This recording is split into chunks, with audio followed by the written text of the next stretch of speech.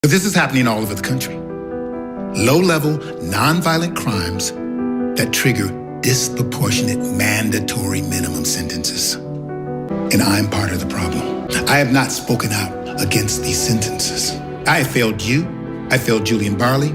I failed thousands of other underrepresented people from laws that are not designed to rehabilitate, but to destroy. I have no choice but to sentence you, Mr. Puente, to 10 years in federal prison.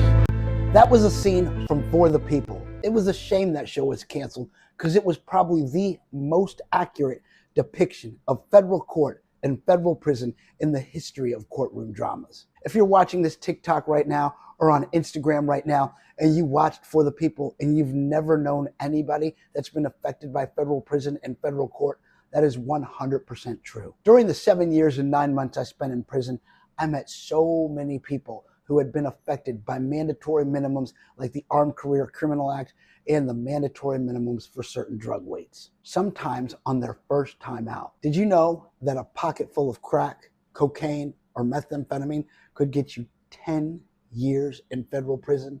10 years in federal prison. I don't know who they based that character on in the series For the People, but if you know anything about the Honorable Judge Carlton Reeves from the Southern District of Mississippi in Jackson, who's also the chief of the Sentencing Commission, that character looks a lot like the morals and values that that judge stands on.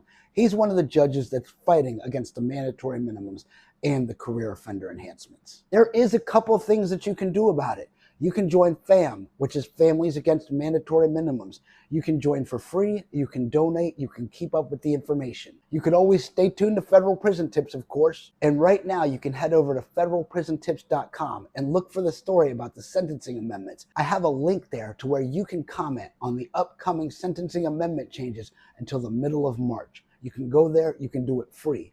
Anyone in America can do that. It's your right. So I highly encourage you to get involved to help people that are in federal prison.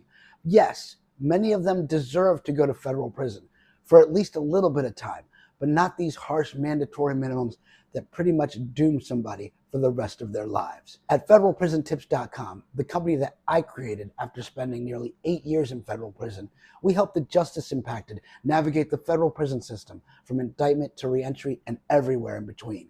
If you or a loved one has been impacted by the justice system or has a loved one in federal prison or in federal prison, please like, share, and subscribe, and reach out to us by DM or by using our contact form at federalprisontips.com.